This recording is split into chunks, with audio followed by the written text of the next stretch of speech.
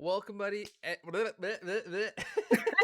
Ah! I already screwed up. That's okay. We can cut it in Okay, we'll post, cut it. We'll cut it in post. or we Fix it in might leave post. it. We'll see.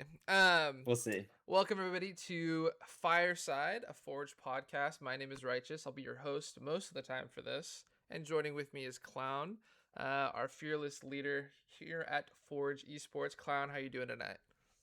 Dude, I'm good. I'm excited. I'm looking forward to getting some stuff out there, talking a little bit about Forge, talking about ECL.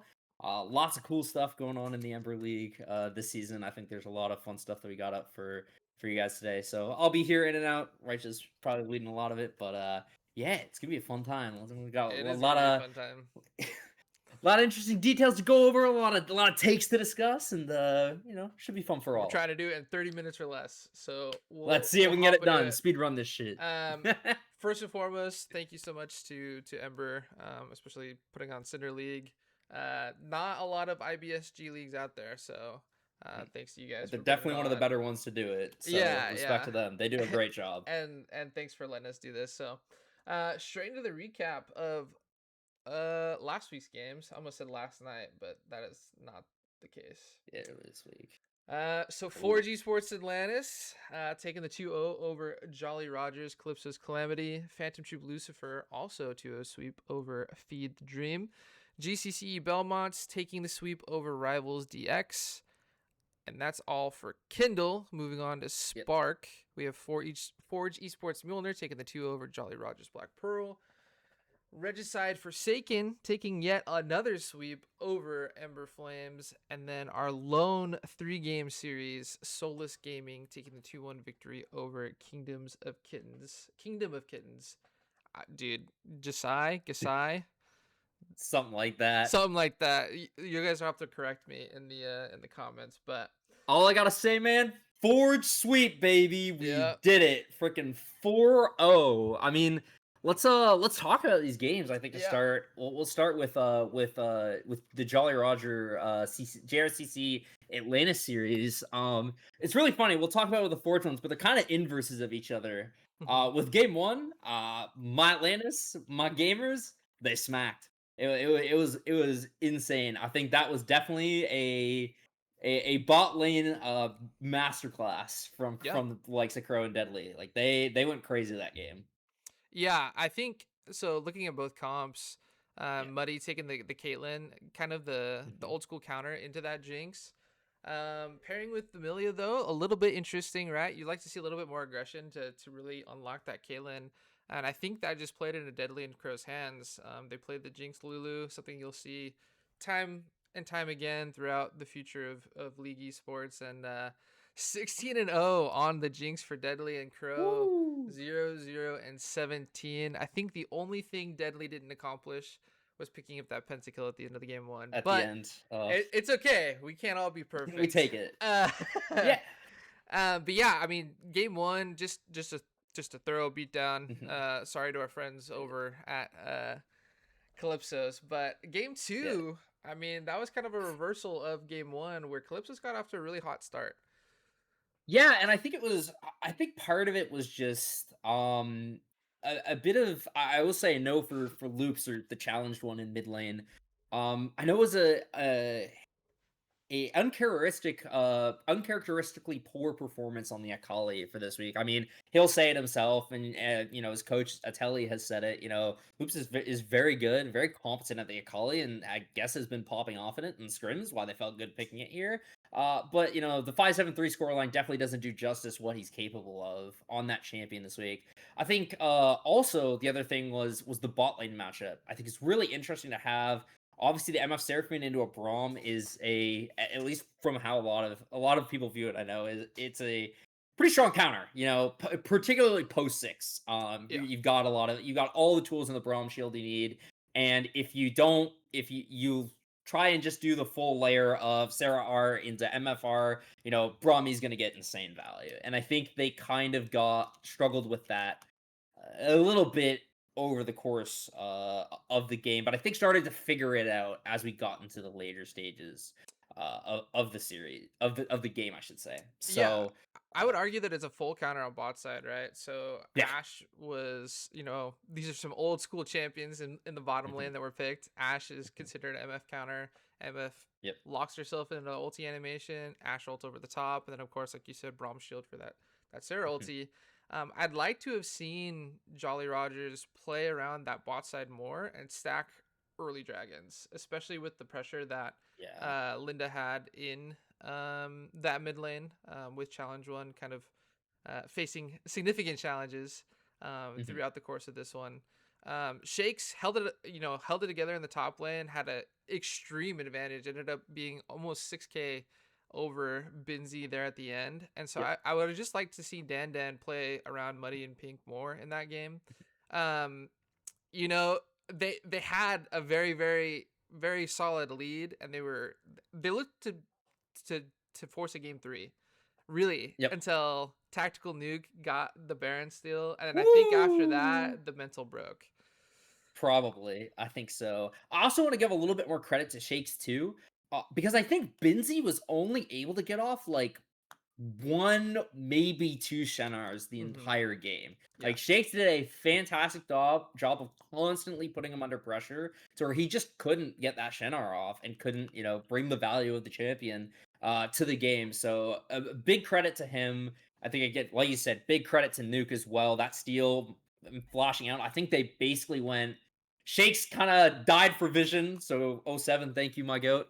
But I think they ended up going like I want to say 2 for 1 or 1 for 0 plus the Baron pickup, Yeah. completely fine in that situation. And then, like I said, I think as the game went on, Crow and Deadly started figuring out how to put the pieces together.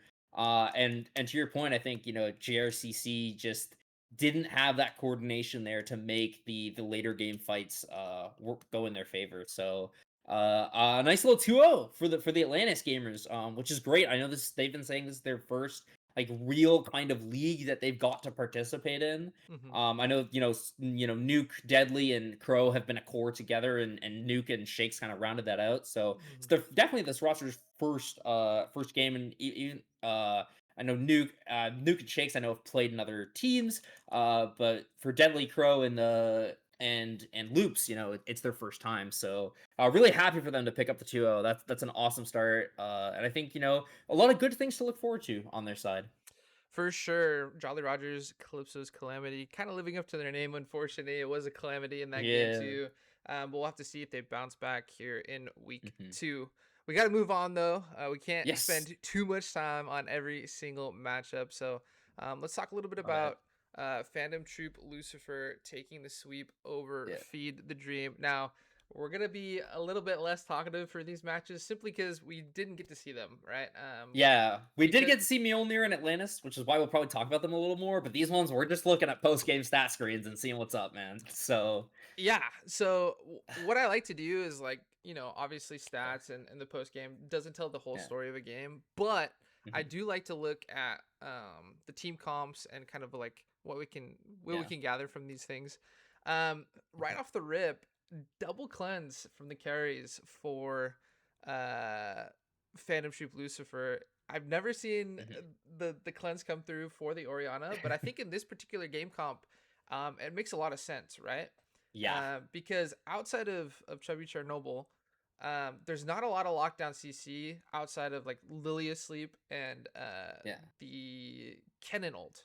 And so if you can cleanse for sure. that and you can cut it out, I think that's kind of where Phantom Troop Lucifer found their success in this game is keeping that distance, not allowing Ballistic Demon to get those resets, although he did have a very solid game.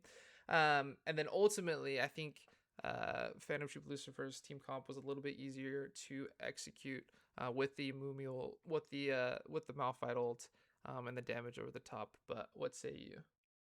Yeah, I mean, I think the cleanse is a great adaptation, particularly because you don't really have an option in the comp to mark the cannon. Like, there's no one there that's really gonna be like, you don't have like your Lissandra or some super lockdown chip. I guess the Mumu arguably, but you'd really rather have the Mumu on the engage for the follow up with kind of the Malphite. You got the pieces of the Bronzodia there Yeah. to make the engage happen. So you'd much rather play that way. So love the cleanse adaptation, and I think the idea probably, I assume, from the side of Feed the Dream is to, hey, they're going to engage on us. We have a Braum, we have Lily asleep.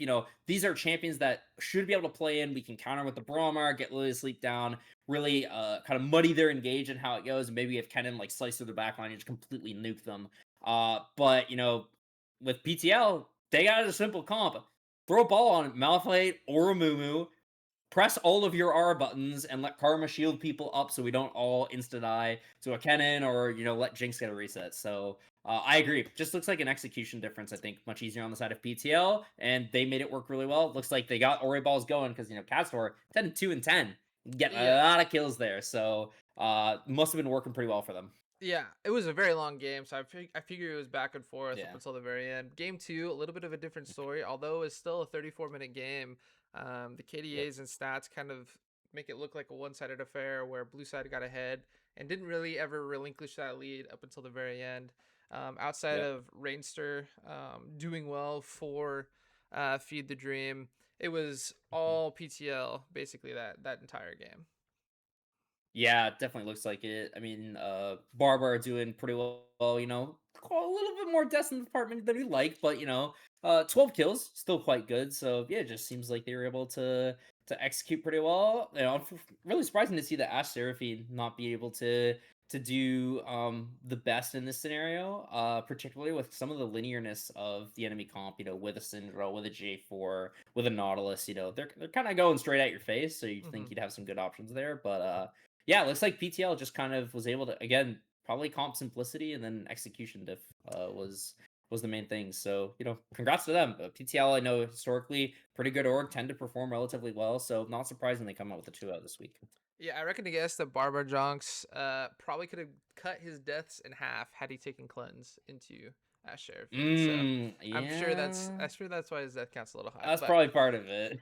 I'd imagine. we move on to GCCE Belmont taking on Rivals DX. Now, as a Mhm. Rivals alumni member myself, kind of a crap hand for them, especially week one, where they had a couple Yeah. rank outs, some subs, and obviously they were not the most cohesive unit in this one.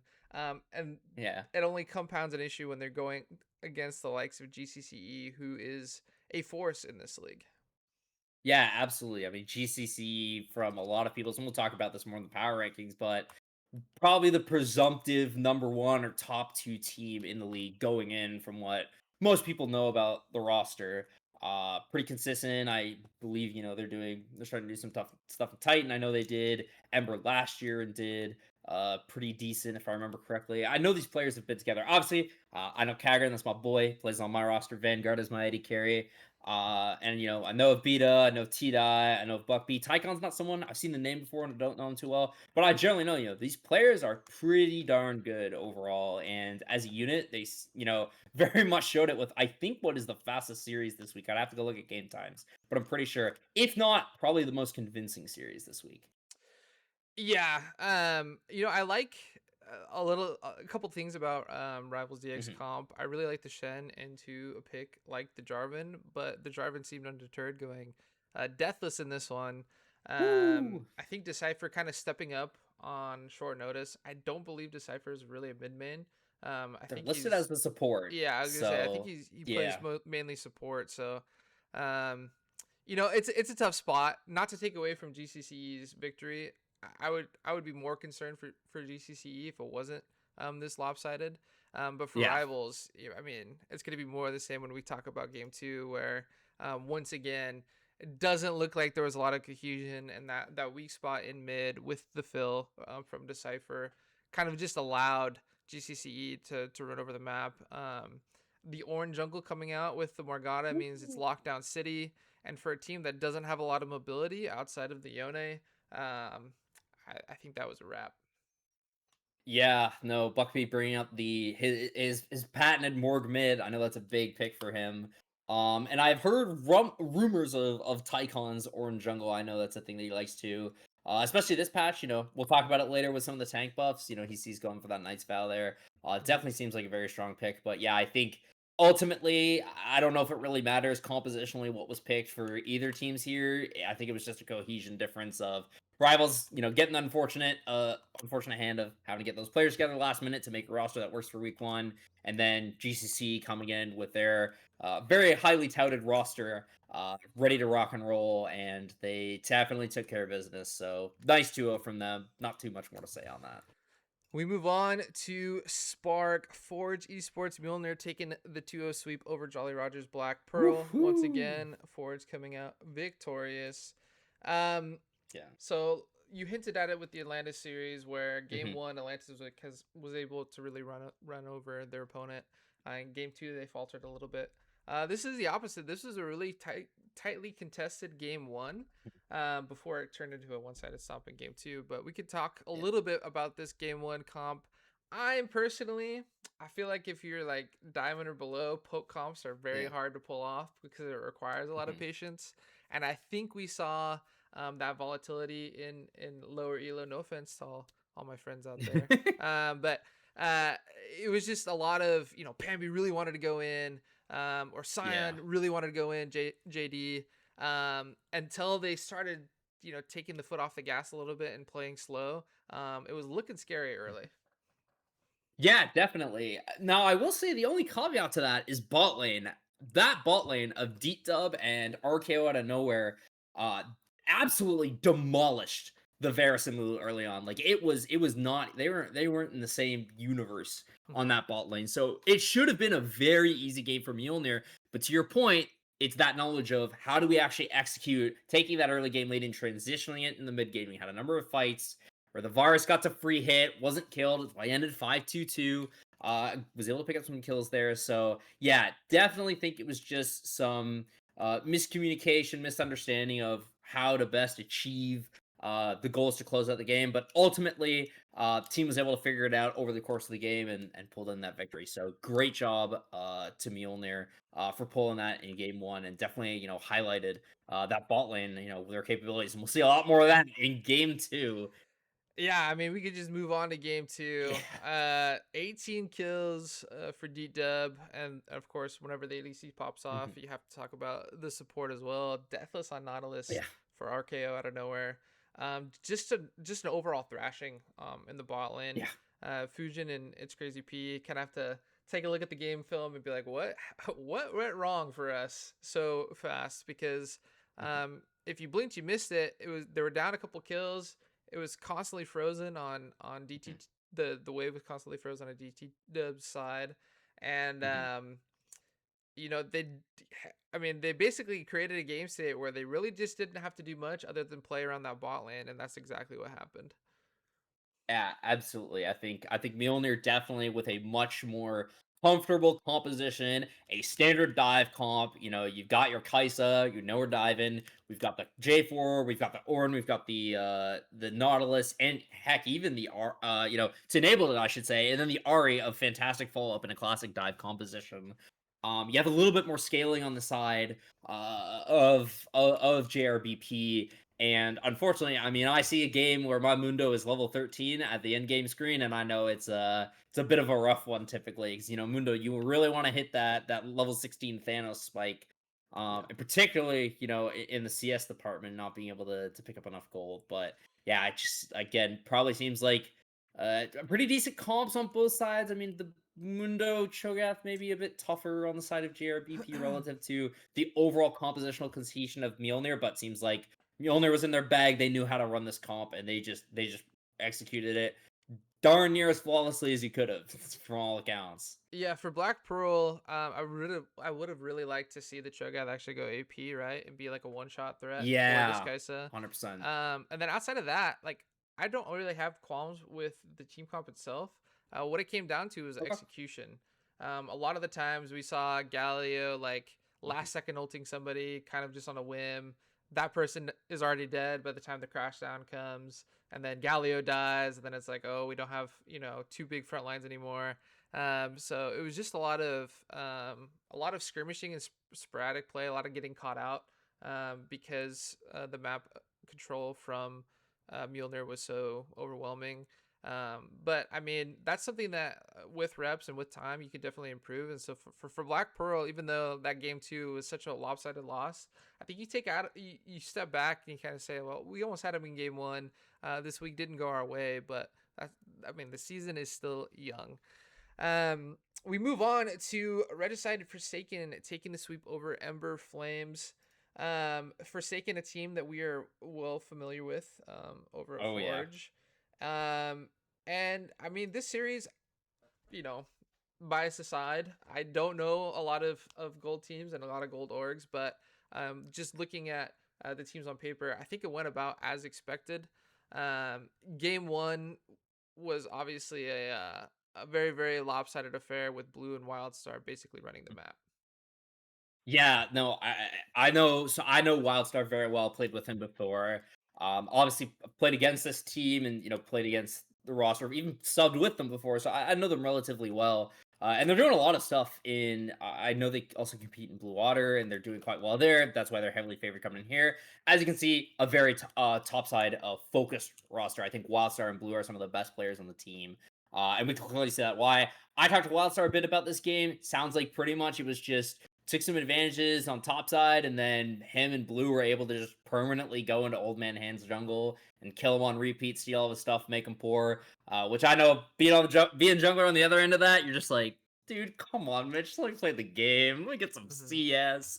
So yeah, it just seems like they're able to take that lead and just slam it through all the rest of the lanes and take a dub off game one. Yeah, Vi is one of those unforgiving picks when you get behind, your kit doesn't do you any favors because you're all about just engaging and going in. And so if you have no gold to back yourself up, and your team's not really doing well around you, it's a Yeah, sad day for a Vi. Game for two, sure. I am a big fan of the Alawi pick coming out. I have a little bit of experience in this matchup actually, with the team I'm Yeah. on. My top laner BK is locking in Alawi into the Renekton. We got to see more of that from Wildstar against Bad Build's only Renekton. That matchup seems very, very one sided. Unfortunately for Bad Builds only, it favors the Alawi. But the rest of the map seemed pretty close. Nubian King popping off on Akshan ADC, not something you see every day. Yeah. I mean, I like the adaptation. I like the creativeness. A lot of pick within the red side comp for Ember Flames, between the Malzahar, the Renekton, the Elise, and the Seraphine. But unfortunately, I think it just came down to team fight execution. And if you look at blue sides, that's probably going to be way easier to accomplish. Oh yeah, I mean you got Rel MF on there, another classic Wumble combo team fight. Obviously, that's great for Echo. You get a ton of damage down. You can toss a W where you know that Rel's going. Hop in there, clean up a bunch of kills off of that. Quinn's able to pick up some kills, or do some assists with the Syndra as well, and then Wildstar too if he can get in there. Drop that ulti down, get a ton of damage in. A great composition for the team fight, and again, it looks like that top side difference really evident this game in Wildstar and Blue's ability. I mean, look at the CS for a matter in jungle. Yeah. 130 on Old Man Hands to 266 on Blue, a Flame Horizon in the side of jungle, and not so much. It was close in top, not too far off. But yeah, it looks like really about. But yeah, I will give a big shout out to Flames. Nubian King. I've seen this auction ADC from him on a couple different occasions. It seems to be a pick that he's willing to pull out, and Akshan always just one of those picks that you don't really see much in competitive play, but when it comes out, and it's able to work in some degree. You're also like, dude, I can't believe that this champion just gets to revive my team for free 99. This is crazy. Yeah. Just for doing things that he wants to do. So definitely curious to see if we'll see that again and maybe see some more success on it. Because this is one thing I love particularly about elos where we're not optimizing for the very best pick in every single class. We get some cool stuff like this that gets to be brought out, and we see how it works and see some cool things happen. So yeah, shout out to them for that. It was really sick. Yeah. We move on. And last but not least, our only three Hmm. game series of last week, Solus Gaming Esports 2-1 over Kingdom of Kittens Gasai. That's what I'm running with until I'm proven wrong. Yep. Um, so it looks like it's a good old classic. We go up 1-0, then we lose the next game and have to claw our way back third game. And we'll talk a little bit about Hey. of each game. Red Panda is a face that I know, and a lot of Seraphine Misfortune seems to be popping up for this league. Not necessarily always on the same team, but there seems to be a very high uh, prevalence of both of those champions. Yeah. And you know, it was a team fight comp that looked very very effective from Solus Gaming in game one. Not a lot of answers that Red Side could throw at them in a straight up 5v5. Yeah, actually, funny. I just realized now that this versus the Atlantis game too has, I think, five of the same champions. With we have the Garen MF Seraphine into Mhm. the Shen Braum, which is really funny. And again, we see MF Seraphine able to do some work into the Braum. But yeah, I agree. The answers that you have for that kind of Wumble combo team comp, just not really there on the side of Kingdom of Kittens. Just didn't really have the answers. Theracles trying to do some work, 9-4-0 in the Trundle. A pretty solid performance, but yeah, overall looks like they were just able to make the team fight work well. Looks like IDK Inc. Doing a lot of stuff on that Garen top lane. But yeah, not too much else to really say about this. Yeah. My suggestion to all my friends in IBSG is unless your name is Griffin and you play for FlyQuest, probably don't lock Shen because that comp I think went winless for Ember Cinder this week. So Yeah, seems like it. So we move on to game two though, and a lot of good yeah, things to talk about for Kingdom of Kittens Kasai. They bring it to a 3 game series where, um, lo and behold, you pick a team fight comp and you're better suited to actually win the game. Theracles continuing his success from game one looks to yep. be the solid engage that Solo Rusher and Mythic Chaos need, and then Elfamp on the Tarek kind of bringing that core four together.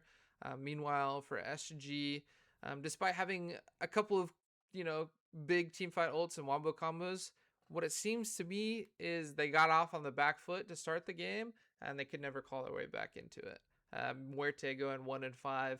Um, Aphelios, when you're behind, it's really really hard to come back because you're gonna get one shot.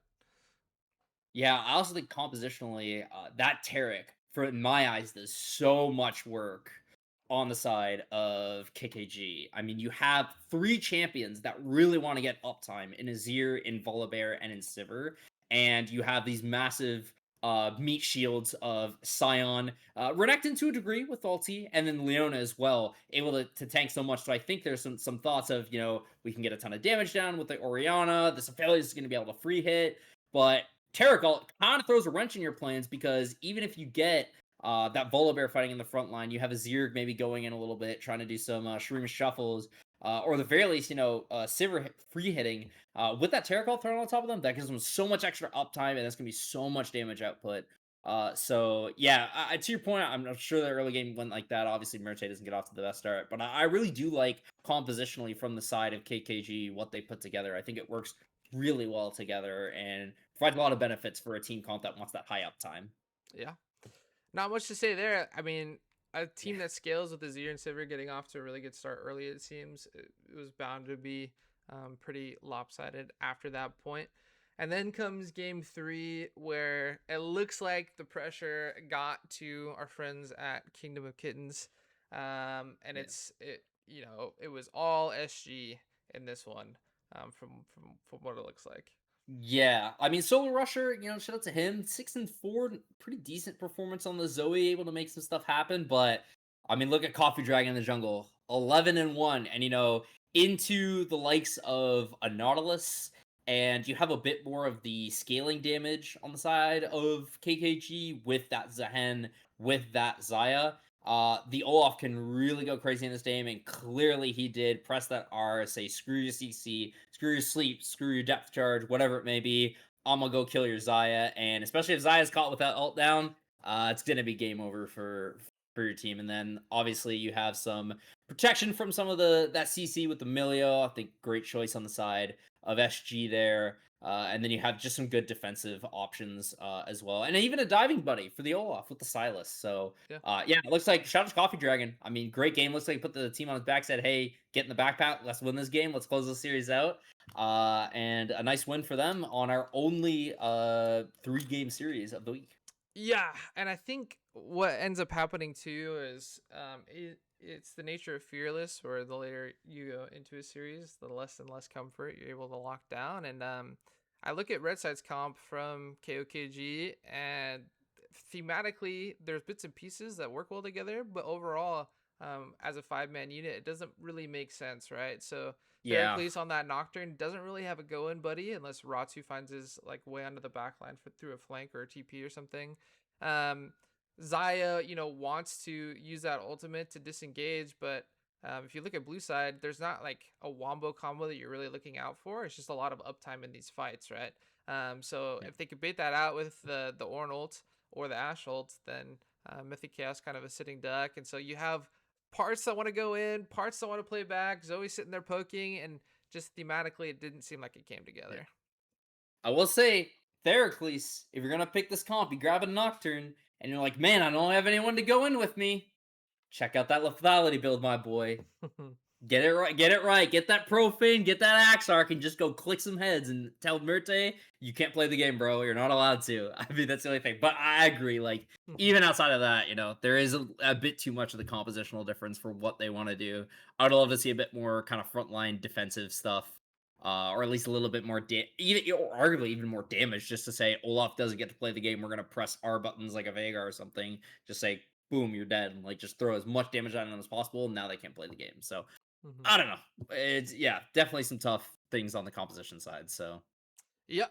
Well, that is it for a recap of last week's games. We want to throw it to a standings screen real fast just to see you all, let's check it out. see where all of you stand after 1 week. Kindle on the left side, Spark on the right. Three-way tie for first. Kindle with those 3-2-0 teams. Nature of the Beast. For three-way Hmm. tie for fourth. Feed the Dream, JRCC, and Rivals bringing up the rear. And then on the other side, a little bit of a uh, messiness going on, which we like to see. I like close, tightly contested divisions. Mjolnir and Forsaken sitting alone at the top. Soulless Gaming coming up at 3. Kingdoms of Kittens Gasai at 4. And then Flames and JRBP bringing up the bottom. So with our standings and with our recap, do we want to jump into the team rankings? Yeah, let's do it. Let's jump right in the rankings. Let's see what we got for power rankings. So I'll preface this with this is Righteous and I from just looking at post game screens and trying to figure out who played well. So here's what Yeah. we got for you. Yeah, so take this with a grain of salt. Obviously, Yeah, we can't watch every game, but mhm. I feel like we have some reasonable deductions. I would Um, agree. and I Mhm. obviously expect these power rankings to change as the season goes on. But after week 1, we have Rivals DX coming in at 12, Ember Flames at 11, JRBP at 10, JR Calypso's Calamity at 9, Kingdoms of Kittens Gasai at 8, and SG Esports at 7. That makes up the bottom half of the rankings. Anything you really want to talk about here, Clown? I mean, I really with this, I think for most of these teams, SG being a little bit different in this case. Maybe I rated them too lowly. Maybe I putting Feed the Dream at 6 is a bit too generous. But I think for most of these teams, again, it was just a lot of execution stuff and what we see. Obviously, we saw JRCC. JRBP, we were able to watch those games and see what happens. We could see a lot from the post game screens on stuff. So it's just a lot of execution things, I think, on these teams where it's like, well, I just don't know if they're able to pull off their game plans well, and how does that bode for the rest of the seasons. But the season is very, very young, so who the heck knows what's going to happen. Very curious to watch Rivals DX. Obviously, we talked about how they didn't really have the right roster for this week. There's a lot of changes that are probably going to happen in order for them to solidify. So they're definitely my team to watch out of all of these, because we have no idea what their rosters are going to end up looking like, and who knows, they could really shoot up the rankings from there. Talking about shooting up the rankings, we have the top half to still Hmm. discuss. Feed the Dream at 6, 4G Sports Mjolnir at 5, followed by their sister team Atlantis at 4, Phantom Troop Lucifer at 3, Regicide Forsaken at 2, and GCC Belmonts at 1. Obviously, outside of Feed the Dream, you have all of your Yeah. 2-0 teams up there. Um, Yeah. for me, looking at this this half of the power rankings, I feel like you you can kind of tell the teams that have either a Yeah. been in comp for a while and have some pretty solid cohesion, like Belmont's and Forsaken, or B, have some really nice talent on their roster. Shout out to Forge, obviously, Atlantis and Mjolnir, My having some boys some and some girls, pop let's off go. performance um, come up from their players. But I feel like either if you have really good talent or you have really good cohesion, that's going to bode well for you, which is exactly what the top of these power rankings have. Um, Yeah. any other thoughts for these top six? Yeah, I think I know there'll be a lot of questions like, "Oh my gosh, Feed the Dream went 0-2 this week. Like, why the heck are we saying like they're gonna, they should be up here?" Two reasons. One, I think PTL historically, like I said, a top org, so I know that those guys are generally pretty strong, and I get that gonna go 0-2'd. But looking at the post game screens, a lot of their players I think did pretty decent in these series. Like, I don't, especially Rainster was really impressive to me as a mid laner. Mm-hmm. I know Chubby. I've played against that guy. Pretty solid support overall, I'd say, from my experience playing with him. So maybe it's just a little bit of bias on my end of like I've seen some of these guys before and looking at how they perform to give me a little bit more confidence. So really looking forward to it. But I think the top, like you explained it really, really well. You got top three teams. People who have people or organizations who have historically performed very well. We have stuff that can back it up. Whereas on the Forge side, we have a lot of people who have played here and there, but maybe not collectively as a team. And there's a lot of positives being shown by those teams, and they got a lot of momentum behind them. So really looking forward to it. I think my team to watch from this group of people definitely I would say is Feed the Dream. I think, like I said, it seems like there's bits and pieces there that could really work going into future weeks. So I'm looking forward to seeing what the future holds for these teams in the top six, and if we'll have something relatively similar, or we're gonna get surprised through the rest of the season. We will have to see. Do you change Yeah. your tune on Feed the Dream if they go another O2 week? Oh yeah, almost Okay. certainly. That is definitely my most. That That's is how definitely power my rankings most. work. Yeah, that's definitely my most. Kind of like. I'm gonna throw a little bit of a hot take in there and see if you see how it works out, and if it comes works out, I'm like I am Nostradamus or something. I'm predicting the future, bro. I'm just built different. Or it's like, well, I kind of just threw it out there. It was even worse than that. You know what happens. So, yeah, I'm looking forward to seeing how this adjusts, and particularly how much changed by the end of the season. Maybe some of these, bottom teams will be at the top. Maybe the teams we expected to do really well will have just an absolute collapse. Don't be a Forge teams. Please, fingers crossed. So yeah, I'm looking forward to seeing how the season plays out. I think we got a lot of interesting rosters and a lot of interesting opportunities to have a really cool season. So Yeah, we'll talk a little bit cool. more about that when we get Yeah. to towards the end of the podcast. Now is Yeah. my favorite part of the pause and of power rankings because Yeah. um, people either really like it when you talk well about them or really don't when you talk poorly. So we're gonna go into some positional power rankings, and just like the team power rankings, take it with a grain of salt. It's only after 1 week. You still have time to move up and down. Um, It's all good, guys. Don't worry unless about you it. just never win another game, in which case you might want to divert your eyes in the future pods. But uh, we're gonna jump Yeah. into the top lane power rankings for Ember League Cinder. Um, and if I got your name wrong or I didn't put the whole thing in, my apologies. I'm not a professional, but I feel like I do good work. Anyways, uh, 12, 11, 10, 9, and 8, and 7 are made up by Ember's Bad Builds Only, Jolly Rogers, Calypso's Calamities, Binzy, Rivals DX, Mossman, Feed the Dreams, Tame, Kingdoms of Gasai, or Kingdoms of Kittens Gasai, sorry, Ratsu, and Jolly Rogers, Black Pearls, Nick Bob. Um, so right off the rip, top lane, one of the more mechanically intensive lanes and one of the more punishing lanes if you get stuck on the losing end due to the nature of it being a solo lane in the long lane. Um, for these players down here at the bottom half, I don't think any of them performed, horribly.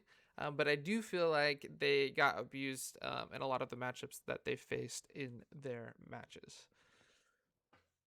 Yeah, I would agree. I think that that's more of it, and obviously, some of it may be a symptom of the team's performance overall, and just not being able to execute. As you can see, a lot of the teams that weren't able to pick up wins. I think actually the entire bottom half is teams who ended up losing this week. Was a so there may be something to that, but yeah, I think top lane is definitely going to be one of those roles where we need a lot more data to see how people match up 1v1 because to your point, one of the more mechanically intensive roles, you need to see a lot of the matchups to tell hey, are these players super solid consistency, or maybe they went up against someone this week who's just goaded with the sauce. So Yeah, I expect to see some movement around in these areas. yeah. I'm actually looking at that 11-12 spot, and I feel like Bad's Hmm. Build only has a case where it's like, hey, Binsey didn't even get a kill during their series.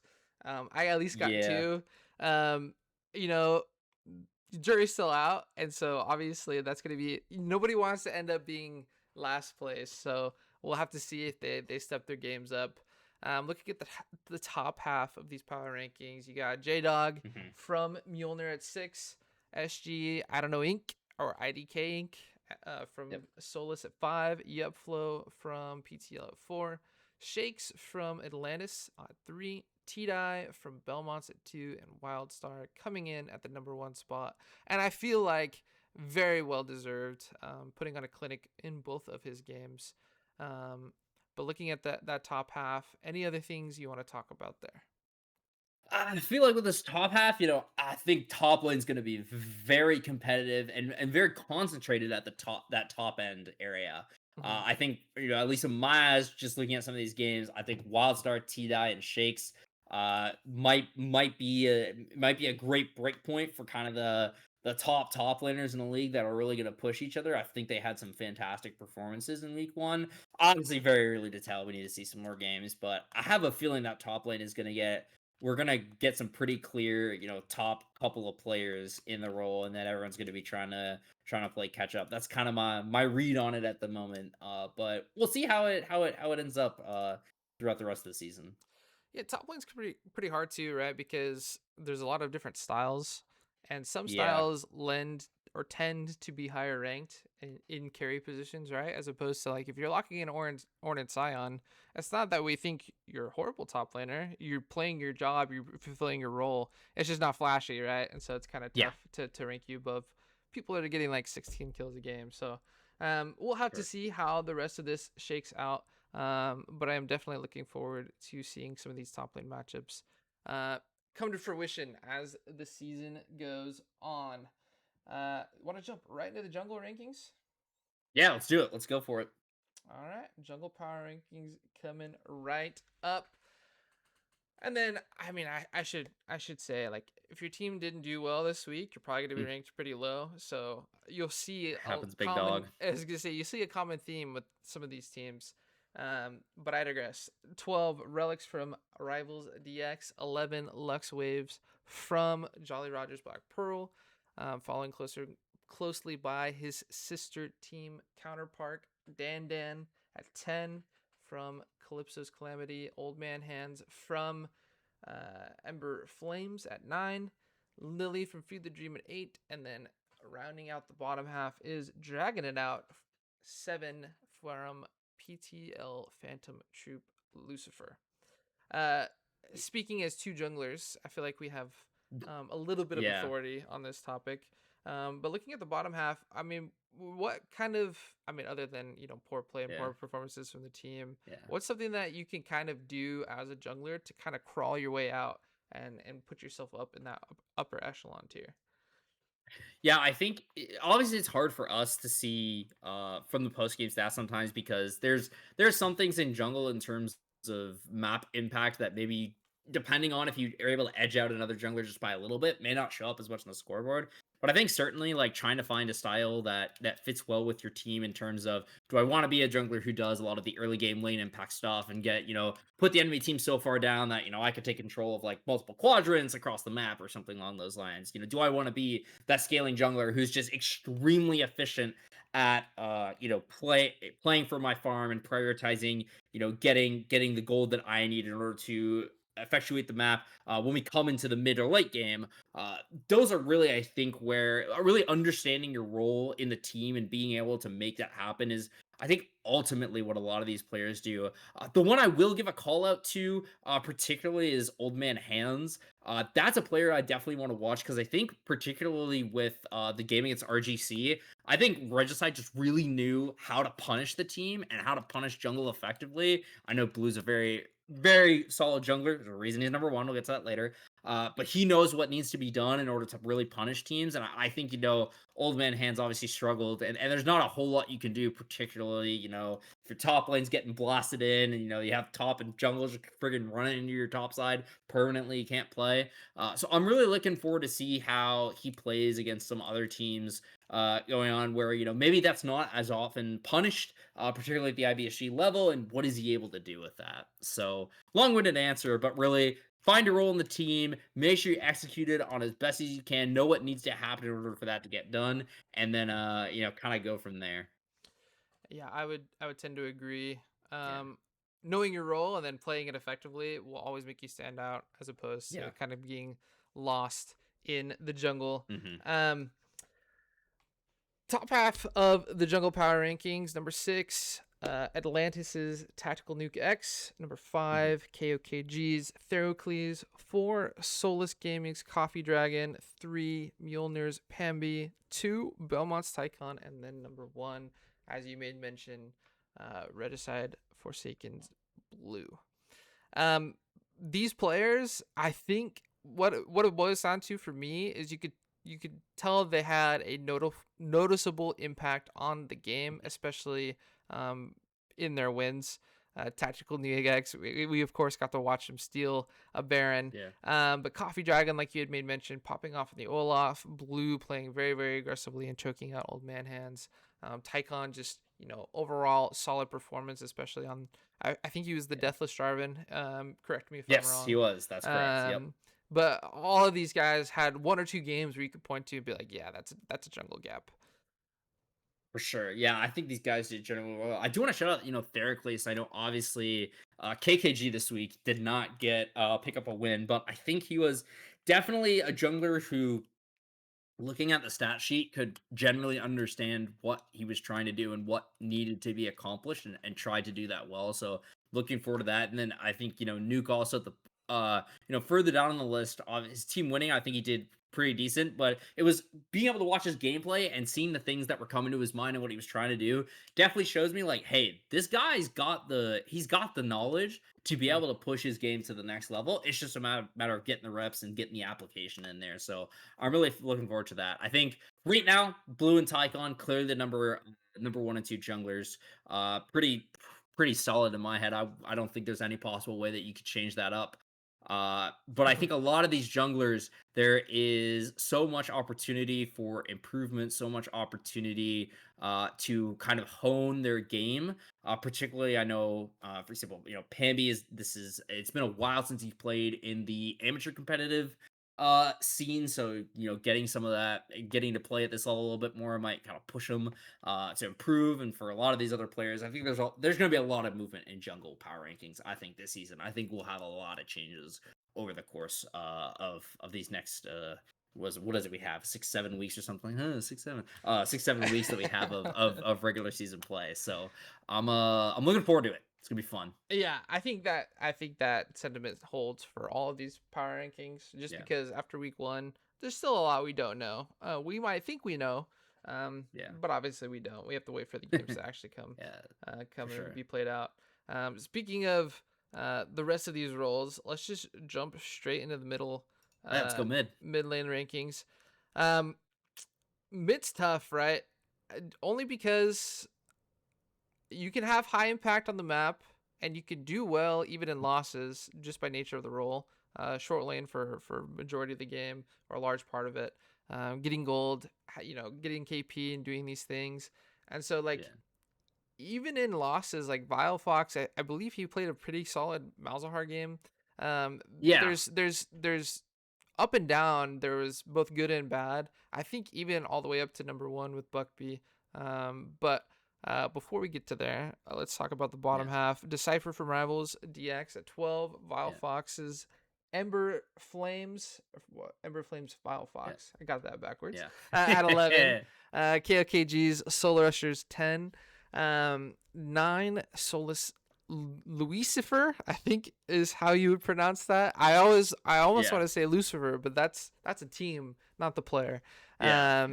You have Atlantis, the challenged one at 8, and then Pooji, rounding out number 7 with Jolly Rogers and his team at Black Pearl. Yeah. Thoughts Yeah, here? I think it's really interesting, particularly I know Pui being of challenge one, even though Pui lost and challenge one got the victory this week. I think there's a lot of that in mid lane, particularly for this week. I feel like there was a number of mid laners who I felt like performed very well in the context of their game, but it was, obviously weren't able to pick up the win. I think challenge one is definitely one to watch. Like I said, I think he had probably a less than ideal series, and I think he would say this himself. I think there's a lot of improvement opportunities there. Uh Poogie, I'm very curious because they're very divisive. There's kind of the reason they're at 7. Like, had a fantastic Mel game. I think that was in that series Mm-hmm. against Mjolnir. Mm-hmm. In that game 1. Yeah, 7-3-3. Pretty awesome. Did a good amount of damage. But then Galio just 1-4 on Galio. Not very good at all. So I'm really looking forward to seeing how they shape out. I think another one to watch too is Solo Rusher. Had a pretty solid game on that Zoe, but some of the other ones left a little to be desired. So those are kind of the few that I'm looking at for the bottom half of the standings. Moving on to the top half, we have Quinn Yeah. from Regicide at 6, Rainster at 5 from Feed the Dream, Feet Fiend from Forge Esports, Mjolnir, uh, Kaz Tor, I believe is how you would say it, Yeah. from PTL at 3, Linda at 2 from JR, CC, and then Buckby at number 1 from Belmont's. I immediately want to hone in onto one player in particular Yeah. for this top half, and then we could discuss whatever else you'd Go like. for it. Yeah. But Quinn at 6, Quinn's kind of a, just like Poogie, you were saying, a Yeah. divisive player where their team performed very, very well, obviously, and they were a part of that. But when you look at an Mhm. individual basis, left a little bit to be desired. And so you could argue maybe they got at number 6 because of, team play or being the benefit of being 2-0. But Quinn's one that I have circled as could be an imposter later on down the line. Yeah, yeah, we'll definitely see. I mean, I think, she had, I think the Lissandra game, maybe a little bit more confidence, maybe using, being able to use that utility champion, and you kind of fill the role. But the Syndra game definitely left a lot to be desired. So I think for her, it'll be interesting to see where she fits in. And, maybe again, kind of like you said on those power rankings, a lot of the stuff for power rankings is gonna revolve or often favor the players who are really put in carry positions. So whereas ones, maybe playing a bit more supportive style, might will fit her or work for her, and maybe that's what the team needs. Maybe the role she's filling works. But Mm-hmm. yeah, I'm very curious to see what happens with her. I know there's a couple others here, like Linda, obviously being very high up on this list despite getting 2-0 this week. Mm-hmm. I felt like Linda played very well in both the games, ending on relatively good stats, relatively good CS. With the Annie in game 1, and same on the deal with the Mel this week. Also, to note on mid lane, 3 Mels this week, no wins on Mel. So I don't know if it's win lane lose Mel and game, Shen. but yeah, Melon. Yeah, true. Melon Shen just could not get some W's. So, I really think Linda, just from looking statistically and even seeing what we saw in game, there's so much that I think that player could bring to the table, even despite losing. So I'm really looking forward to seeing it. I know Feet Fiend is one that I think I feel like he has the potential to be an exceptionally high up there mid laner. It's just that aggression, man. That aggression kills him. I mean, they Yeah. almost no deaths in that one game that Mjolnir played, but the only one death that we had was the Ari. I think he's definitely got that bloodlust, that want to get those kills. But I think just in some moments he's a bit too aggressive. I'm a little high on him because obviously, I've seen what he can do, but that could definitely burn him down the line. Yeah, Fifian has a little bit of that like top lane brain where if nothing's going Yeah. on, it seems like he gets bored and he tries to make something happen. Sometimes Yep. boring is okay. So we'll have to Yeah. see if looking at the rest of the way, if some of these mid laners can punish him for that. But I think Buckp, breaking down this player, I've actually played with him before on a team. I don't remember which one. It was very very long time Yeah. ago. Buckp excels in Buckp champ situations, right? So like he has his core champions that he 100%. does really really really well, and part of his strength as a player is even though they're not champions that you would expect to do well, like that Morgana, um, Yep. that sets them apart, right? You're not used to seeing Morgana mid, and because you're not used to it, Bucky's gonna be able to punish you. So really really good stuff from him. We Yeah. will. Okay, go ahead.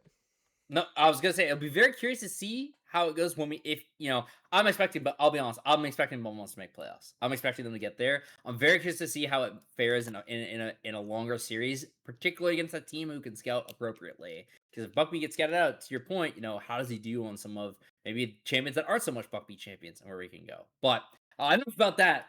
Let's get on the bot lane champs, right? Just take us through the bottom half of these bot laners. The bottoms of the bottoms. Yeah. Um, Okay. All right, man. Number 12, Husky, my man, the rivals casting goat. Um, Let's go. Unfortunately, not his week. And I know, hey, you had Sauce, but it's been a while since you've played with him. We've been stealing him for Rivals League. Fujin from Jolly Rogers, Black Pearl at 11. Muddy from Jolly Rogers, Calypso's Calamity at 10. Mythic Chaos from KOKG at 9. Muerte from Solus at 8. And Nubian King rounding out Yeah. the top of the bottoms at 7. Yeah. Thoughts here? I mean, bottom lane, much like top, is like if you get punished and you don't have a very good game, it's very, very noticeable. And that's just kind of the nature of Yeah. the role. Yeah, no, I know people might be surprised, for example, like Fujin down at the bottom, because it's like, hey, his game one was pretty decent. From having watched that game, I think it was more of Mjolnir not playing well, more of Fujin playing well. So he's down there. And Nubian King, despite them getting 0-2 2 2-0'd 1. by Regicide, Oh, yeah, so sorry. Yeah, go ahead. yeah, for ECL. I think he showed a lot of cool stuff, particularly that action pick. Like I keep saying, I think it's very cool to have that, in the bag. And if people don't scout it, it's like, cool. I'm just pull out this auction and I'm just gonna, swing around and freaking shoot everyone and revive my entire team. So I feel like he performed relatively well. So I'm looking forward to see particularly how he does with Ember Flames and what they're able to pull out. That's probably I think a lot. It's gonna be trying. A lot of my number 7 picks are gonna be ones that I'm watching because they're probably like maybe didn't have the best week, but showed Mhm. enough promise where it's like it could be they could do some damage later on. So, Yeah, but yeah, I think Nubian slightly takes the route over mhm, Muerte, even though Muerte ended up winning, just because yeah, Muerte's Aphelios game in that game too was pretty poor, and that yeah, happens, right? Like I was saying, the yeah, nature of ADC roles, like when you do poorly, it mhm, shows up, and so I think Nubian King that auction game put him slightly over the top. yep. Speaking of top, we have the top half of these bottom power rankings to get to. Number 6 from Feed the Dream is Ballistic Demon. 5, Barbar Jonks from PTL. Tone from Regicide at 4. Deadly from Atlantis at 3. Kagrin at number 2 from Belmonts. And then Deep Dub from Mjolnir at number 1. I agree with you this week because Ploopy Loopy subbed for Tone on Regicide. Tone did not play this week, Hey, you know so what? That that should be happens. that should be her in number 4. Whoops, my bad. Good job, Ploopy. You played well this week. I think I will talk about this top 4. I have to say, like, I promise the 1 and 3 pick for Forge is not biased. I think these bot laners played very well, particularly like I know Kagrin and Beta have played together, or at least known of each other's playstyle very well for quite a while now. But I feel like D Dub and RKO out of nowhere, I think put the league on notice with game one. I think they have the capacity to be an exceptionally strong bot lane in Mhm. going forward. Yeah. Anytime you drop you go 16 Yeah. kills, no deaths. That's definitely like a, oh wow, this guy's probably pretty good. So um, Yep. look out for him. Apologies for number 4, obviously. Yeah. Sorry, Ploopy. It's my bad. I should have double checked. We got a lot going on. Okay, I'm not Yeah, there's a perfect. lot of stuff happening. I think the the bottom half of the Mhm. top players. So like, Yeah. Ploopy obviously is a sub. It's kind of Yep. different, but Barbara Jonks and Ballistic Demon. Looking at their games, it's they the separator is they didn't pop off like D Dub and Deadly in some of um Yeah. these performances, which is good. Like it's not good that you didn't pop off, but it's good that you're Mhm. consistent and your team is winning. And I think ultimately with power rankings, like yeah, you'll probably get rewarded when you pop off like D Dub did, but if you're consistent and you're consistently winning, you're going to rise through the ranks. And so 100%. for all these players, I definitely feel like they have a lot to show the rest of the way. For We move sure. on to supports. Let's do it. I feel like, this is my opinion. We're going to do supports Mhm. obviously separate, right? I almost feel Yeah. like bottom lane should be just ranked together as duos. Does that make Low sense? key, yeah. That's not a Um, bad idea. just because, like, can you really say D-Dub would have been doing so well if he didn't have RK out of nowhere in lane? But Good point. um, Yeah. I digress. It's Crazy P at number 12 from JRCC Sauce, from Rivals DX at 11. Nubian Princess at 10 from Ember Flames. Elf Vamp from KOKG at 9. Chubby Chernobyl at 8 from Feed the Dream. And I Am the Pink from Soulless at 7.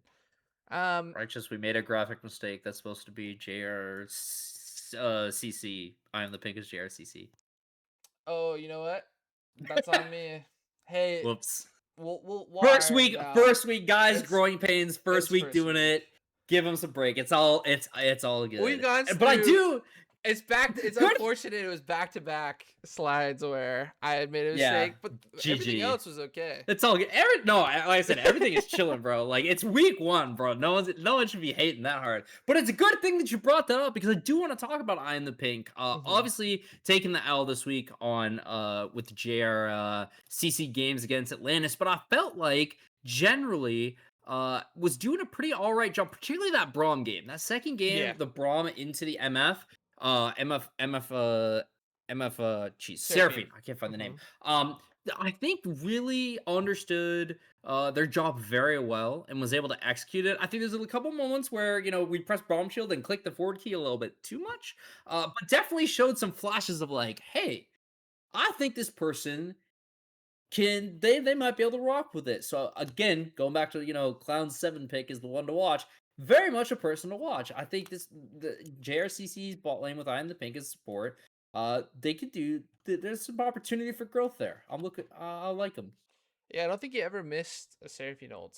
I'm pretty sure the only ones he missed, he wasn't there. He was either dead or something else was happening. Yeah, I would So I agree. Yep. mean, a really good Mhm. understanding of the game and his role. Um, and for the rest of the supports, much like bottom lane, like I feel like if you don't have a solid positive impact as support, it's pretty noticeable. And Yeah. so despite the Nubian bot lane with Princess and is it Mhm. King Nubian King, Yes. Yep. being paired up there. I think Akshan was able to get some roams with that W and going stealth. Um, Probably. Yeah. and obviously Nubian Princess wasn't able to benefit from that. But um, I mean, I wouldn't be too worried about these power rankings after week 1, especially because I've obviously made some typos, so the power rankings might not be perfect either. Number 6, we Yeah. have SG Red Panda. 5, we have Crow from Atlantis. Breezes from Regicide of 4. Dark Arkin. Correct me. Do you know? Yeah. Yeah. I think it's Dark Archon. Yeah. Archon. Okay.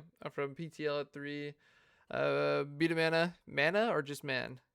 I know it's Beat him mana. mana. Beat him mana. Beta Beat him mana. mana. Yeah. Okay. At Yeah. 2 from I Belmont's, think. and then RK I think. out nowhere from Yeah. Mjolnir out 1. Hey, if you guys got weird names, I'm probably gonna pronounce them wrong. So It is what it Leave a is. comment telling us how to pronounce your name or something, or ping me. I don't know, man. Phonetically. Also, you can let me know that I got the graphics wrong. It's okay. I can take it. Yeah, Um, he'll handle it. I, I do want to speak on this one again. I think I may have been a bit too harsh on Crow for the game two performance with the Seraphine. Obviously, she made a good adjustment coming down the line. I think it was just early on. I was a little bit like, yeah, we're not really respecting the Brahmi. We're not thinking about it. We're not trying to, figure out what abilities we can throw to take that down and do our timers right. But I have to say, her game one was fan freaking tastic on Lulu.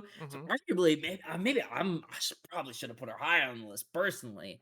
But I have to say that because like I said, that Lulu game was fantastic. It's just the Braum game. I was like, I thought there's some stuff there, but I think overall, I would expect It's Crow's stock to go up going into future weeks more than likely. probably it's tough because I feel like support's pretty like tightly contested in terms of like overall Yes, play.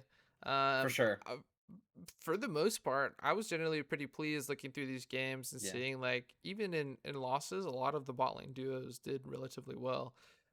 yep, So if you're not top three, maybe you might be in a couple weeks. We'll have to see. for Um, sure. but I do agree with you, and like Clown said, it's not really out of bias. But after week Yeah, one, I don't know how you can argue the RK out of nowhere and D-Dub don't look like the best ball lane duo yeah. through 1 week. Now, obviously, nature power rankings that could change. They could come out next week and totally lay an egg, but just off of the hype alone, they Yeah. played very very well, and that's not to I take I away from mean, any other bot I would lanes. jump in and say it's not just hype. I think looking at I mean, obviously the benefit of we got to watch their game Yeah. and see what happened. But just looking, they seem to, particularly in the laning phase, know very exactly what they needed to do and what was needed to bring a successful outcome. Obviously you don't see it as much in the post game stats early game. So I can understand if you saw post game stats for game one, you're like, what? I don't see that. But you should have seen like they were dominating bot lane early on. So I think it was Mhm. just kind of getting into that mid game. Obviously, some stuff to clean up, but that's I think a bit more of a team thing and team cohesion and working on those plans. But yeah, I don't think there's a question that they're going to be the number one bot lane. I think it's going to be very telling. I'm really looking forward from the bot lane perspective to see GCC versus Mjolnir. I think those are going to be a clash of titans in the bot side of the map with Kagran and Beta against DT Dub and We'll have to RK see. I Outa. mean, it might not happen. That's cross division. So Right. Shoot. Get to playoffs, both of you. I want to see absolute cinema. or hint hint Cinder League admins like maybe schedule those guys to play each other in the cross division weeks. But Yeah. um yeah, I've said it once, I said it again. These power rankings are reliable to change at any point in time, and I'll probably get the graphics right at the end of the day, first time around. But um, I really really pleased with the level of gameplay. Obviously, it's IBSG, so Yeah. um, my expectation when I was going into it was don't expect a lot. It's a wide variety of ranks and skill, but I feel like the skill ceiling and floor is pretty close. Bar a couple of players. So we'll have to see. Maybe the Yeah. rankings don't change all that much week in week out, but I have a feeling that they will. Um, Yeah. so my ask, if you made it this far into the podcast, you're well over an hour in. That means you like the content. So go ahead and support us if you'd be willing to do so. And part of that support can be a comment of a hot take for Cinder League. I want to make a hot take section, but I obviously need hot takes to do so. So rather than me making them up, I'd much rather have people that are participating in the league come up with those for me, and then we can discuss what those hot takes are like. But I do have a couple hot takes this week. Um, Oh, okay. Let's get them. my first hot take is, and I got to make sure I'm pulling up the sheet just to make sure I get the divisions right, because The division's right. Okay. I don't want to say wrong. Yes, okay. So my hot take number one is the Kindle division, despite Rivals DX's inclusion within that division, is the better division of the two as of right now. Thoughts on that? Ooh.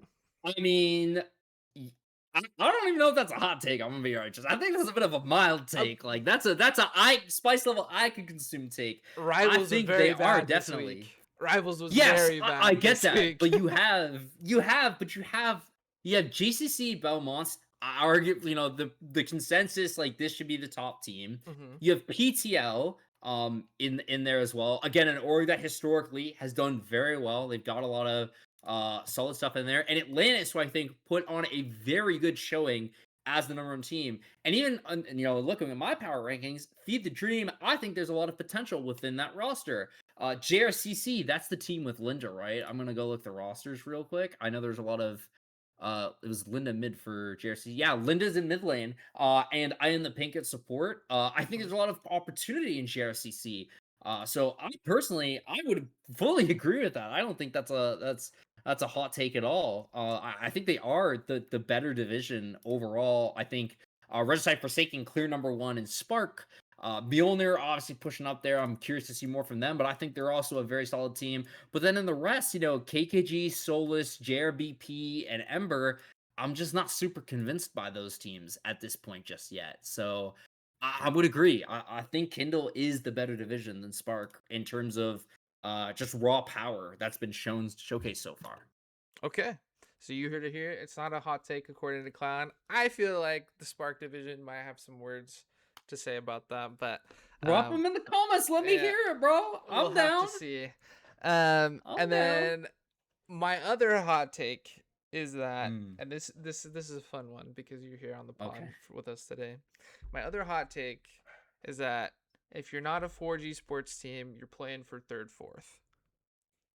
Ooh, I like this one. I mean, I love it because that's my teams. They're the goats. But I think there's a lot behind that. I think, like I said, I know Shakes has been around in terms of and Nuke. I believe I've seen them in a couple other rosters across LBLCS. They're in there. I know on the side of Mjolnir, I know DZ Dub's been around. I think JD Dog's played on it a few here and there. I know Pamby's been in it. Feet might have been a while for him as well. But I think there is a lot of underestimation of the Forge rosters simply out of the fact that not a lot of them have been seen in tournaments and things along those lines. So I definitely think the capacity is there. Of course, I'm sure the folks over at GCC, shout out to Tal Roma, I'm sure he'll be in on here. Like, why are you disrespecting my Belmonts, bro? What do you mean? I don't. Caggard will be in my DMs, freaking blowing up. What the hell do you mean? I mean, that top laner is supposed to sub for me this week, so I hope he doesn't run down my games on Sunday. That would be bad. Please, T9, don't end my games. But I know they'll have words. I know Regicide will certainly have words. We've been dominating BOL.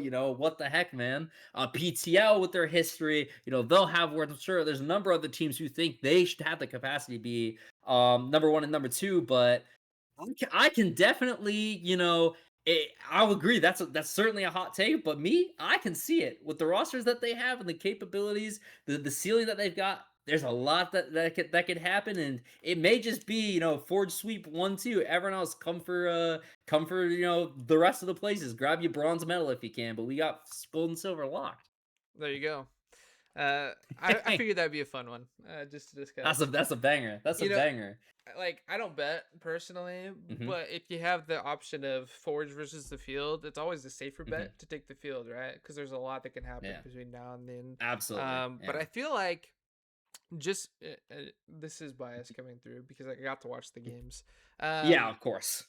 when watching games, League of Legends, it's really hard to win, and that's evidenced in comp and solo queue or whatever. Like even if you have a gold lead and even if you could perform well, it's really hard to close out games. Um, and we saw from both of our teams the ability to get a lead and then stomp a team and not have a lead and be willing and patient to come back into those games, and ultimately pull away. So in closely contested games, they won, and one-sided affairs, they were the winner. And I feel like this says a lot about the strength of a team. I would be curious to see how GCCE and Regicide do in games that end up being very close, right? We haven't seen Yeah. that yet. We might not see that for a while. But Hmm. I knew that was gonna be a hot take. We'll have to see what people Yeah. say in the comments about that one. I'm hyped about it. This is gonna generate some buzz for sure. um, I'm excited. Last thing we have to do, obviously, is preview the upcoming week's Yep. games coming up here on Monday. So let me pull up that preview for us. Over on the Kindle side of things, we got Jolly Rogers Calypso's Calamity taking on Phantom Troop Lucifer, Forge Esports Atlantis taking on GCCE Belmonts, and Feed the Dream looking to take on Rivals DX. And then at Spark, we have Jolly Rogers Black Pearl facing off against Solus Gaming, Forge Esports Mjolnir taking on Ember Flames, and Regicide Forsaken looking to continue their dominance against KOKG. Obviously it's week 2. We don't have a lot to go off of, but I am going to ask for your predictions for all of these upcoming games. Yeah.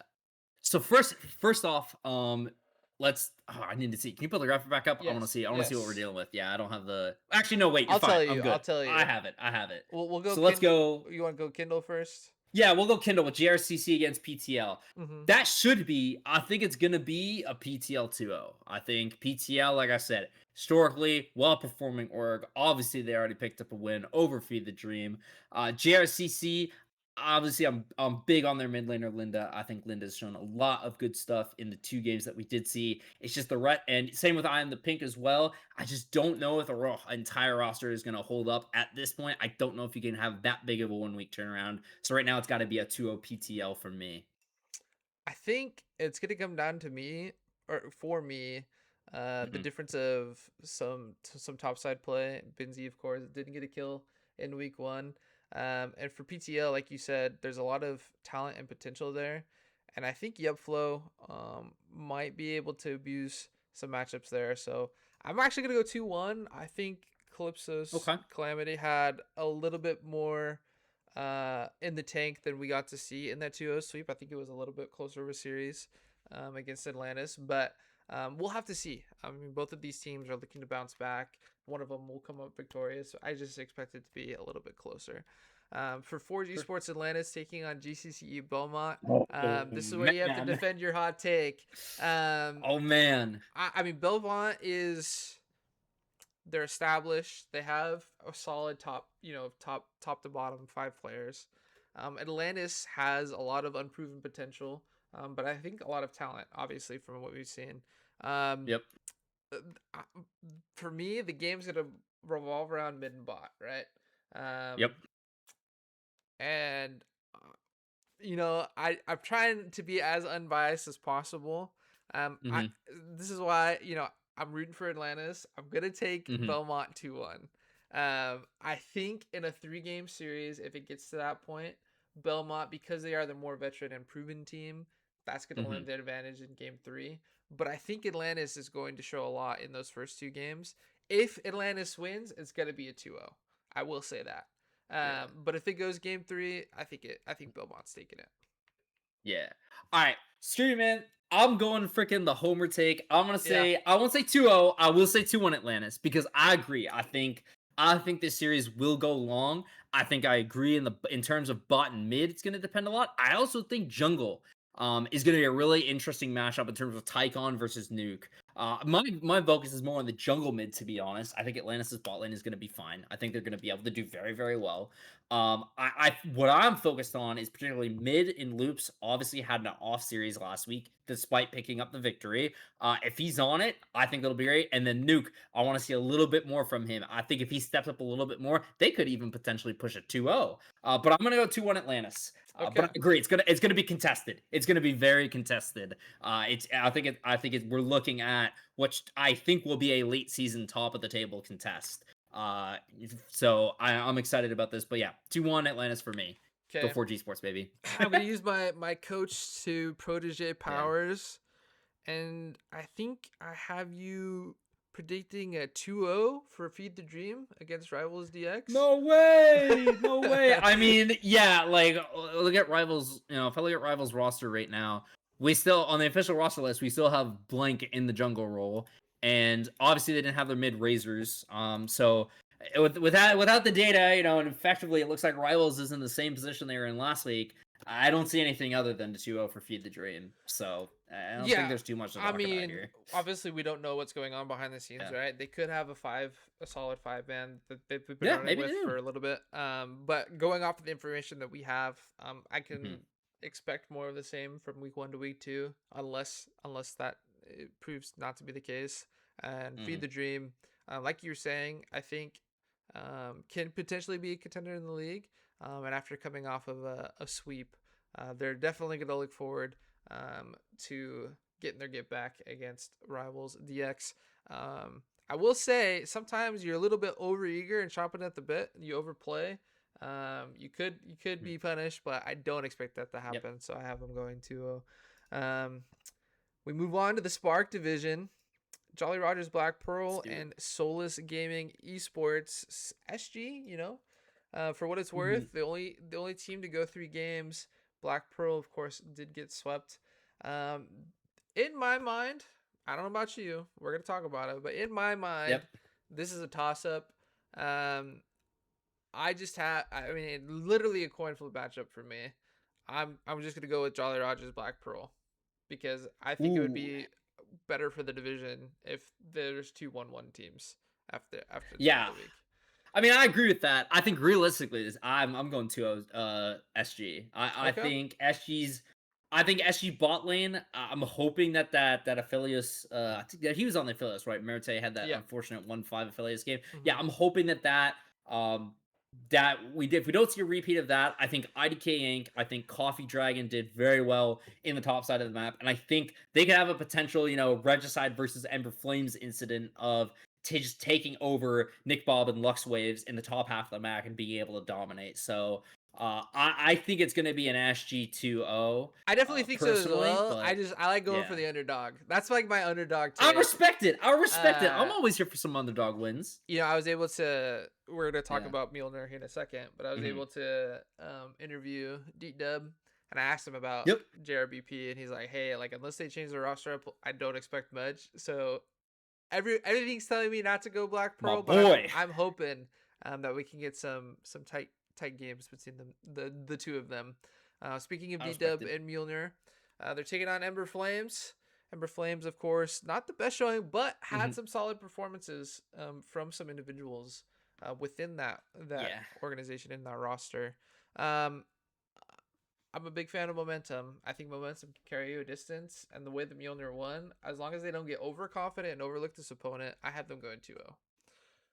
Yeah, I think, the bright point, at least for what I saw, was particularly in the ADCO role. Nubian King, I think, showed some good sparks of potential in that role. Actually, one big thing to note too, looking at the rosters, Smoker is supposed to be their default jungler, and Hands is actually their mid laner. I just kind of noticed this now. Whoops, my bad. So that's a difference in the roster that will change things. So I think that mid lane matchup could be interesting if Hands is on his primary role. There may be some struggle in terms of Fiends. Can he quell that aggression and control it and channel it properly? So we don't, give some advantages. But I think, the other bright side for Flames, being Nubian King. Unfortunately, you're against, in my eyes, the best bot lane in the entire league. So I think that unfortunately gets nullified, and I agree. I think it will be too much to overcome. I think it's 2-0 Mjolnir over Mm-hmm. Flames in this case. We're in agreement there. Takes us to Regicide Forsaken versus KOKG. KOKG does, of course, have 1 game win, even though they're winless in the standings department. Um, I mean, I could.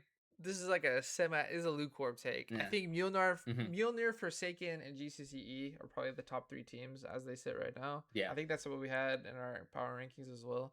Um, Forsaken 2-0 pretty convincingly here. Not to throw any shade at KOKG. I think they got a lot going on over there Hmm. that's really positive. They have really positive players in terms of like their gameplay from what I saw. I just think Regicide Forsaken's a different beast, and if they weren't able to overcome SG, they certainly can't do that against Regicide. I'm gonna take a hot take on this one. I'm gonna throw the clown hot take in here. I'm gonna say I'm gonna say 2-1, just a little bit on the side of Regicide. Okay, so I not a think of sweep. my We're still big going with Regicide. I think so, but I'm like 60-40 almost because here's what I see. I Okay. think the bot lane had some there's some flashes there. Particularly, I think the mid lane solo rusher matching up against Quinn specifically. I think solo rusher has an opportunity to really showcase his strong mid lane capability. And while we know Blue is an extremely strong jungler, Theracles put on a relatively solid performance. It seems like he has a good idea of how to make the jungle game happen. And I don't know, much like Hans clearly going off roll, despite doing pretty well in our power rankings. So good for him on getting off roll and doing well in power rankings. I don't know if Blue's going to be able to replicate that. Now, in the top lane, I think is the pit that gives me the biggest bit of worry in Rotsu versus Wildstar. I think Wildstar can absolutely dominate that matchup. Now, I do know potentially that it may not be Wildstar in top lane, which in that case definitely pushes it to a 50-50. I know they have their secondary top laner JFK, and I'm not sure if he's going to be playing in week 2 or what the deal is. If that was just like a week 1 thing, Wildstar was available, you can play, or if they're kind of swapping it up. I think that depends. I think if Wildstar in, RGC 2-1, in my opinion, maybe even a 2-0. If Wildstar's not in, ooh, it gets a little dicey there. I think there's an opportunity for a big upset this week with those games. Okay, so is that in your opinion, other than the Forge Yeah. teams that will be playing, is that the match to watch? I think that could be a real. It could be a stinker. It could be just Regicide being Regicide, doing what they do in BL, doing what they do here, and going. But I think there's potential in this matchup. I think we could get into a very cool game. All right, we'll have to see. Ultimately, we'll be back next week to talk about what does end up happening in week 2. It might not be Cloud, it'll probably be me, but we'll have to see. Hopefully, you guys enjoyed this. I think we're floating the idea, not throwing anything, floating the idea that we're gonna do this live potentially next time around. But let us know what you think. Hopefully, we clean up some graphic mistakes and we get the right players on the power rankings. But hey, mistakes do happen. But if you appreciate the content, like, follow, all that jazz. And then Forge, we got some stuff cooking. If you want to join the Discord, I'm sure Clown will put a link down there as well. I've heard some rumors about in-houses happening every once in a while. We might have to. We might have to. We might We'll have see. to. But yeah. The, Thanks the again, floor is Righteous, for putting yours. this together. I appreciate it. This is awesome. It's really fun. Again, to his point, let us know. Let us know what you like, what you didn't like. We can change it up. We can bring you the content that you guys are looking for. Unfortunately, the takes will be all ours. But maybe some of yours. If you throw a comment down, we'll probably toss those in. But we're gonna make the takes that we take, and we'll eat our words if you prove us wrong. So that's a challenge to y'all. If we said something that you're like, man, these guys don't know what they're talking about, prove it on the riff, man. Show up, show out, and make stuff happen. But I think that's it for us, right? We out, Righteous? That's it. We're out. Everybody, Cool. have a good one. See you guys.